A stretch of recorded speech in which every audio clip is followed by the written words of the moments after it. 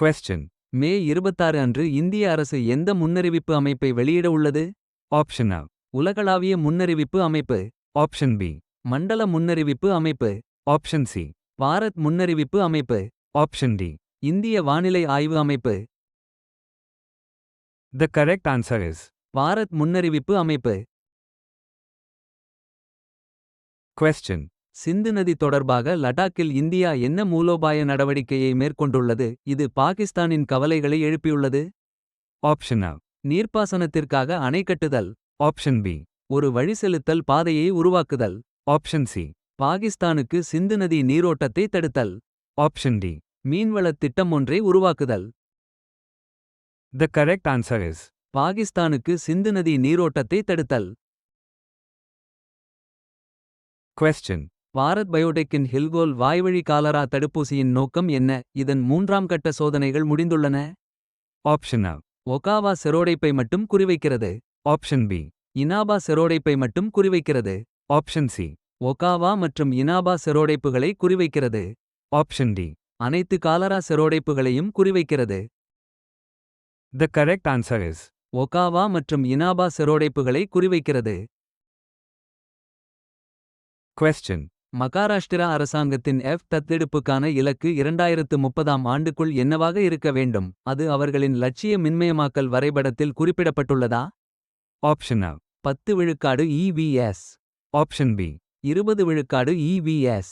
Option C. 30 விழுக்காடு EVS. Option D. 40 விழுக்காடு EVS. The correct answer is 30 விழுக்காடு EVS. Question. Pahalgam தாக்குதலைத் தொடர்ந்து இந்தியா எந்த நாட்டுடன் பயங்கரவாத அச்சுறுத்தல்கள் குறித்து விவாதித்து வருகிறது? Option A. Bahrain. Option B. Qatar. Option C. Guyana. Option D. Vietnam. The correct answer is Qatar. Question. சமீபத்திய ஆபரேஷன் சிந்தூர் எந்த மாநிலத்தில் நடந்தது? அங்கு 413 ட்ரோன்கள் சுட்டு வீழ்த்தப்பட்டன. Option A. Punjab. Option B. Gujarat. Option C. Rajasthan. Option D. Jammu Kashmir. The correct answer is Rajasthan. Question. எதிர்கால தொழில்நுட்பங்கள் மற்றும் போர் விளையாட்டு உத்திகளை உருவாக்க DRDO எந்த அமைப்புடன் இணைந்து செயல்படுகிறது? Option A. ISRO. Option B. HAL. Option C. க்ளாஸ். Option D. NITI Aayog. The correct answer is க்ளாஸ். Question. உயர்நீதிமன்றம் சமீபத்தில் எந்த அமைப்பில் பணியிடங்கள் பிரச்சினையை கையாண்டது? இது கேடர் அதிகாரிகளின் மன உறுதியை அதிகரிக்க குறைப்பை நோக்கமாக கொண்டது. Option A. இந்திய இராணுவம். Option B. மத்திய புலனாய்வுப் பிரிவு CBI. Option C. மத்திய ஆயுதக் காவல் படைகள் CAPFS. Option D. தேசிய புலனாய்வு அமைப்பு NIA. The correct answer is மத்திய ஆயுதக் காவல் படைகள் CAPFS. Question.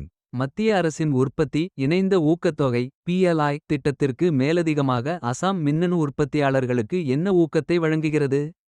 Option A. 20 விழுக்காடு மேல். Option B. 40 விழுக்காடு மேல். Option C. 60 விழுக்காடு மேல். Option D. 80 விழுக்காடு மேல். The correct answer is 60 விழுக்காடு மேல். Question. எந்த நாடுகள் வர்த்தக ஒப்பந்தத்திலிருந்து பயனடைய உள்ளன? Option A. இந்தியாவும் அமெரிக்காவும். Option B.